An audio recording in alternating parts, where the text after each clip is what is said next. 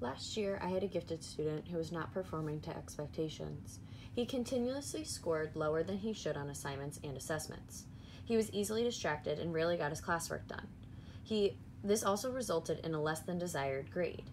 He had a meeting with the parents and explained the pattern that we were seeing in class. When it was time for FSA, we were concerned. He ended up scoring in the 45th percentile in reading and the 55th percentile in math. He ended up switching schools. However, our next step was to call a response to intervention regarding his gifted ability. We believe RTI might help accomplish positive outcomes for gifted learners. This may include consideration of providing additional support and services to increase the level of challenge for a student. A student who has met or exceeded grade level expectations have a need for RTI strategies to make appropriate learning gains. RTI is a framework that establishes a support system for students, including those with exceptional ability or potential. A student who presents data reflecting little or no progress should draw attention for consideration of additional support and services. The support and services may be in the form of behavior and motivation, as well as academics.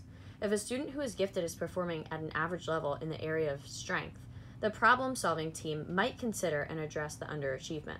Problem-solving teams must understand that students who are gifted are not always gifted in all areas and performance expectations. In this case, this specific student was not meeting expectations. At the RTI meeting, the people who should be present are the parent, those who have knowledge of the resources available who can interpret data, and individuals trained to identify and understand the needs of the students. When discussing a student who is gifted or high achieving, a teacher of the gifted would be an appropriate member of the team. Other members could be a general education teacher, a counselor, an instructional coach, or an administrator. Input from teachers of the gifted is integral to the problem-solving team in determining appropriate services for the student. The main focus of the RTI for the educational system is to meet the needs of the student by implementing interventions that allow the student to make continuous progress. RTI focuses on the instruction that occurs through any supports and services. During all parts of the meeting, the main focus should remain about the students and their success, not based on perceptions.